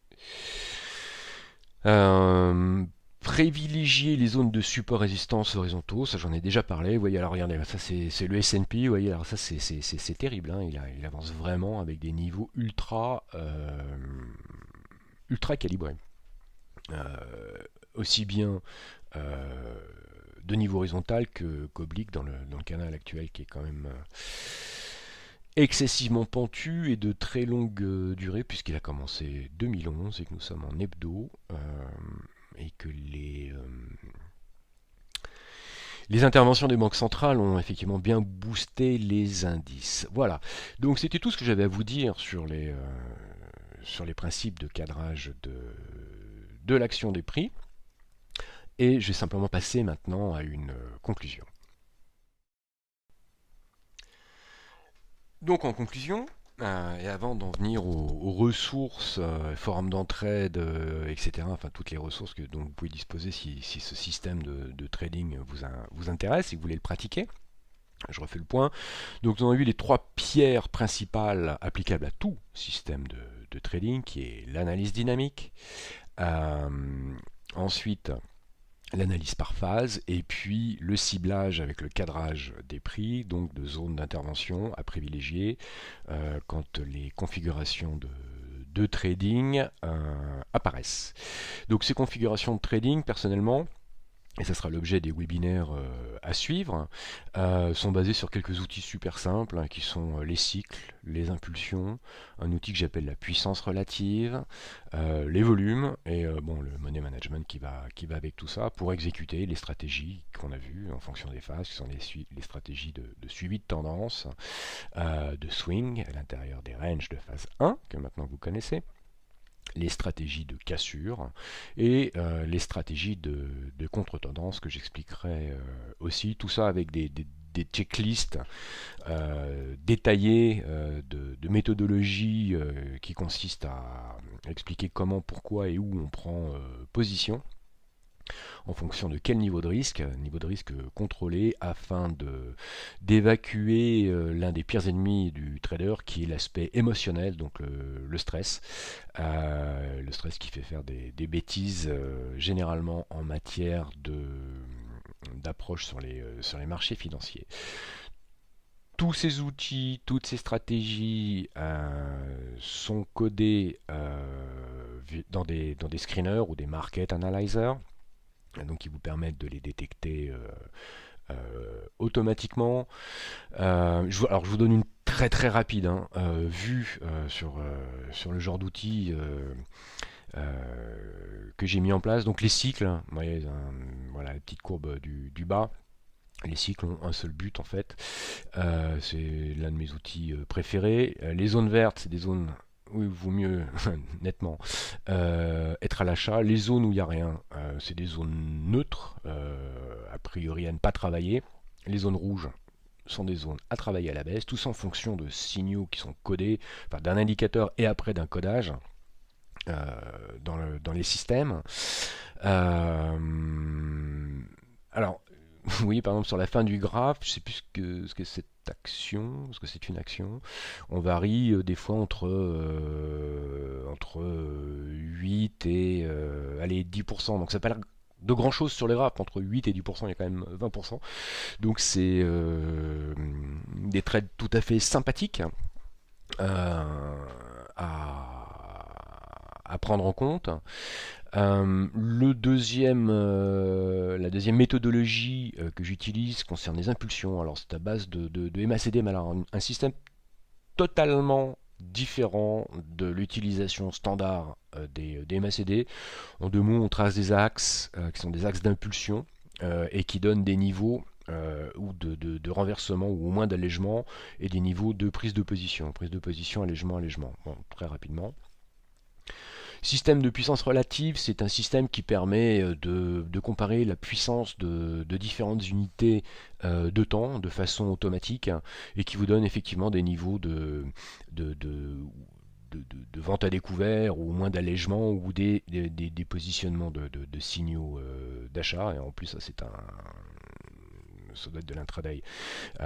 C'est un marché assez fébrile. L'importance des volumes, donc ça qu'on en parlera, le management, ça c'est la clé. C'est très très très important, ça, le money management et la gestion de position, du risque. Même si vous n'avez raison qu'une fois sur deux, à partir du moment où votre ratio de risque par rapport au potentiel de gain est bon, même avec un mauvais système, vous finirez quand même par gagner de l'argent. Mais par contre, le money management, alors il y a plusieurs techniques de money management que je vous montrerai. C'est extra simple, mais c'est totalement capital. Même pour un système qui ne marche pas bien. D'ailleurs, si, si quelqu'un d'entre vous a un système qui perd régulièrement beaucoup, surtout n'hésitez pas à m'écrire. Je vous ai remis mon adresse, la trading.team@icloud.com. Parce que si vous avez un système qui perd beaucoup et régulièrement, moi ça m'intéresse de façon à faire l'inverse. Et ce n'est pas une boutade parce que c'est une façon de faire des découvertes intéressantes en matière de trading. Donc je suis toujours disponible pour en discuter avec ceux que ça intéresse. Voilà. Alors maintenant, au niveau des ressources d'entraînement et qui sont mises à votre disposition. Alors les ressources, ou plutôt le concept Trading Team dont je vous avais parlé en début de cette vidéo, c'est un concept qui est très très important pour moi et qui, enfin surtout pour vous j'espère, et qui a pour objectif de vous aider à devenir autonome dans la gestion de vos actifs et dans votre pratique du trading. Alors, en quoi ça consiste? Ça va consister en plusieurs choses. Un blog qui sera opérationnel dès la fin de la série des webinaires. Alors c'est un blog qui sera en partenariat avec Bourse au quotidien. Accès libre, pas besoin d'inscription ni rien. Il y aura des ressources comme par exemple les codes des indicateurs que je vous propose. Il va y avoir aussi régulièrement, je peaufine mes screeners, c'est-à-dire mes petits algorithmes de détection, de configuration potentielle à trader sur les marchés. Donc ça, je mettrai à votre disposition. Il y aura des modules variés, comme par exemple sans doute une feuille Excel que vous pourrez télécharger et qui vous permettra d'évaluer les brokers en fonction de leurs tarifs, hein, parce qu'il n'y a pas de bons brokers. Alors déjà, il y en a peu de bons, mais tout va dépendre du marché que vous travaillez. Si vous travaillez par exemple plutôt les actions, si vous travaillez plutôt le Forex, tel ou tel broker sera plus à même d'être compétitif en fonction donc, du marché que vous travaillez et aussi surtout généralement de la taille des positions que vous prenez sur les marchés. Donc tout un tas de ressources comme ça. Alors, au niveau de l'entraînement, ça c'est très important. Entraînement du week-end. Moi ce que je propose, déjà depuis un certain temps, via un compte Twitter auquel vous pouvez vous abonner. Hein. Ce compte Twitter, vous le retrouverez à l'adresse @atjohnlee. Donc là, je vous ai pris simplement une petite capture d'écran pour vous montrer ce que c'est. Donc on forme un groupe de travail. Et le samedi matin, généralement, j'envoie via ce compte Twitter aux abonnés une proposition de trade ou plus particulièrement d'analyse de trade. Donc par exemple, là, vous voyez Saint-Gobain, unité de temps hebdomadaire et journalière. Qu'est-ce qui se passe? Où sont les niveaux? Quelles sont les stratégies? Qu'est-ce qu'on peut faire? Où est-ce qu'on peut placer les stops? Et ainsi de suite. Et cette analyse, en fait, vous la retrouverez à divers endroits. Alors le premier endroit où vous la retrouverez, ça sera sur une chaîne YouTube donc qui est une chaîne que vous pourrez trouver sur YouTube à l'adresse Gilles Leclerc. Je vous mettrai une vidéo explicative de la façon dont je vois les choses. Et qui vous permettra de dire tiens, j'avais pas vu tel ou tel aspect du trade, ou j'ai pas fait attention à ceci ou à cela, et donc de permettre de vous entraîner, de peaufiner vos stratégies. Cette analyse fera elle aussi la publication d'un plan de trade sur Bourse au quotidien, dont je vous ai mis l'adresse au cas où vous ne connaîtriez pas ou vous ne seriez pas encore abonné au site. Ce sera donc généralement un plan de trade ou une analyse publiée le lundi ou plus tard le mardi. Alors pourquoi deux publications, une sur Bourse au quotidien et une sur la chaîne YouTube?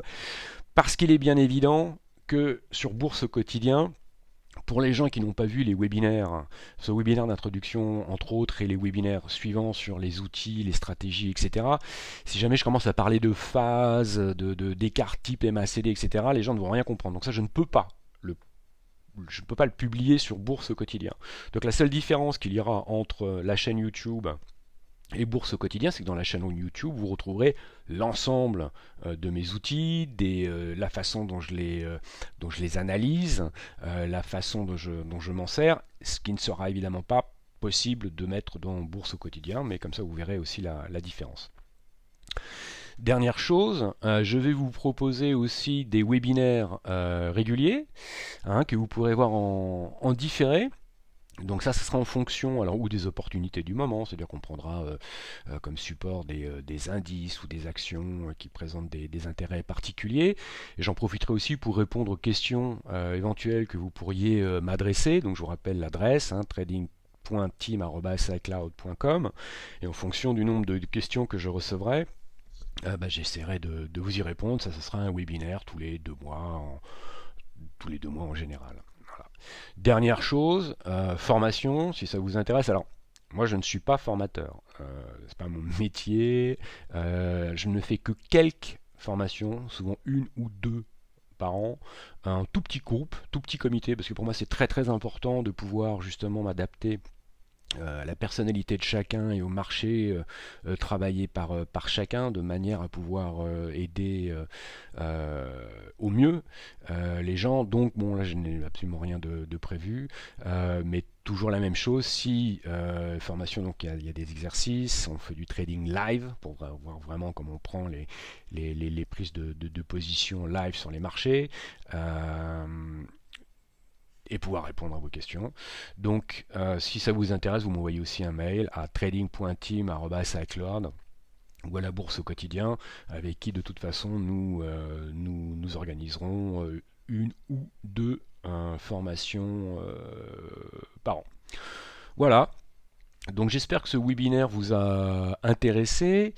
Si ce fondement donc est un cadre général, vous a semblé sérieux, structuré, logique, et que la suite vous intéresse, donc quels sont les outils que j'ai développés spécifiquement dans le cadre de ce système de trading, quels sont mes screeners, donc mes algorithmes qui permettent de travailler, de détecter les formations sur tous les marchés. Ça peut être des actions, ça peut être du forex, ça peut être du matière première, ça peut être n'importe quoi. Il suffit simplement de dire au screener où il doit aller chercher les formations et sur quelle unité de temps. Bref, si ça vous intéresse, eh bien écoutez, et si vous avez eu le courage de rester avec moi jusqu'à la fin de ces webinaires, eh bien je vous donne rendez-vous pour le prochain webinaire qui concernera les cycles, qui est d'ailleurs un de mes outils préférés. Voilà, en attendant, je vous souhaite à tous et à toutes, une excellente continuation, et en vous souhaitant à bientôt.